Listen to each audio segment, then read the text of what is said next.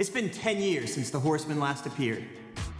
But we are back! I love the way that, like, the original Horsemen, as I guess we are now calling ourselves as a euphemism for older. That whiskey is older than you. I love being with these guys. Such a fun role to re-inhabit. Did you miss us? It's a group of people who genuinely love each other, and we try to bring that to the screen. Yes, we vanished for a while, but in the world of magic, everything that disappears reappears. Well, at least if the trick is done right. Why not the other Horsemen? No, the other Horsemen are dead. What? To me, they're dead to me. Stop interrupting. I think that one of the things that I was really proud of when we cast the first movie, and right in retrospect, it seems like, well, of course that's who you would cast. But at the time, it was not obvious casting. Magic is deception, but deception designed to delight, to entertain, to inspire. Like with the first two movies, when I first read this script, I was kind of just taken aback by the imagination behind it. It's kind of has like action movie elements, but all of the action is like this really brilliant, clever, mostly non-violent kind of trickery. Guys, Houdini's straitjacket. Yes, it is. Hey, can I put you in here for old time's sake? No. I really enjoyed my first experience on Now You See Me, and then I was pregnant, unfortunately, when we shot number 2. So I was thrilled when Bobby Cohen shot me an email saying, call me, I've got good news, and just so all the pieces had come together. The reason I was most excited to come back to the third installment of this franchise is because of the cast. I adore everyone, and the idea of traveling the world with them and laughing with them again was a very exciting prospect to me. Let's see some magic. I mean, I love these movies. I feel like every time they're gratifying, it's like there's just something delicious about them, that you have a lot of really funny stuff. I thought it was funny. Thanks a lot. You want to come in? No. All right. You got magic, you got the heist or whatever it ends up being in the story of the... I guess every time there's been some heisting going on. It is a 10 million to 1 shot. Those are my kind of odds. It's just the kind of stuff that I love. It's just reliant on like really imaginative ideas of kind of how to outsmart whoever they're trying to outsmart. In this case, it's this kind of corrupt diamond scion. There's something about the spirit of the films where it's just like pure entertainment, pure fun. You know what you're going to go see. You just want to see some amazing tricks, have a wild ride. And so the tone of those movies fits very much in the wheelhouse of what I do.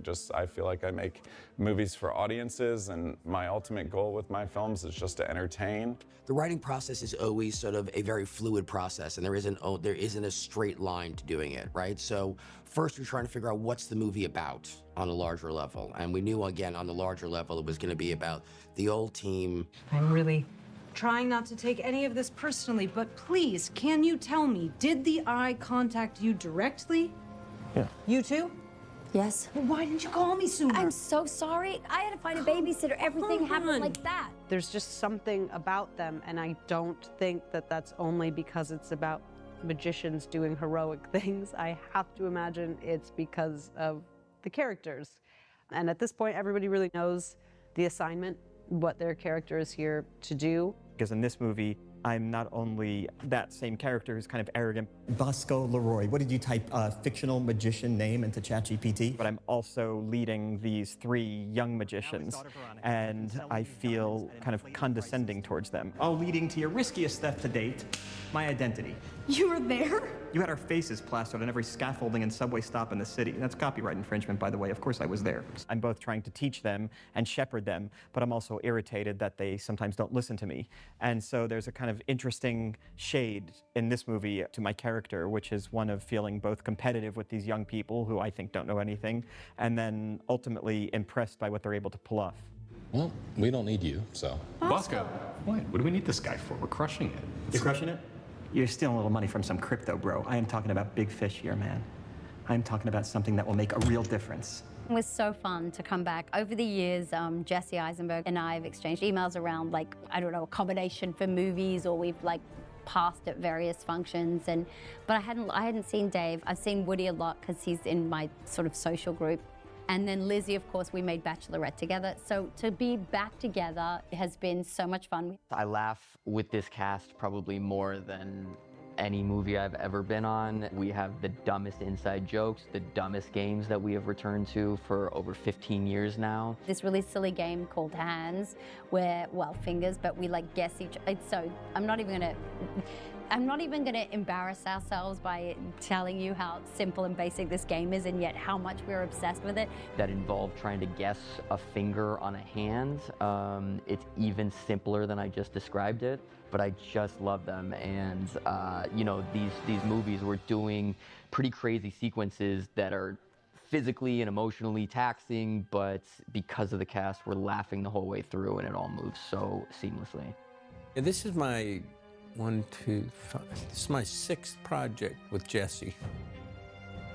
And I wish I could do every project with Jesse. I just truly love that guy. Now that I know I'm worth $500 million. I still think we got ripped off, but it's good to see.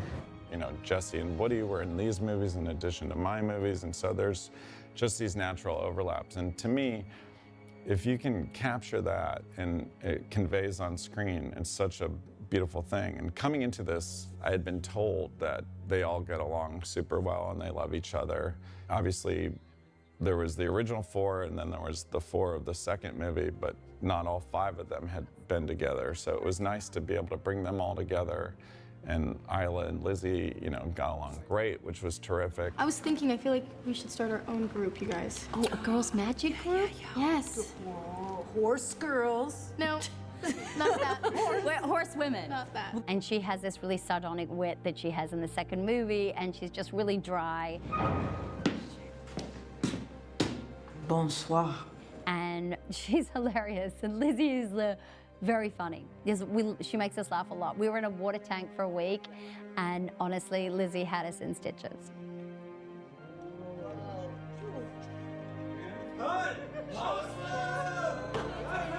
There's just nothing she won't try, and it's the most fun type of person to work off of. I don't need to do anything. She just comes and brings so much, and I just got to react to what she's given me. It's always really important for Dave, Franco, and I to make our few moments together really build on the relationship that we established in the second one and kind of feed that while also, you know, maintaining like the zaniness. And the massive scope.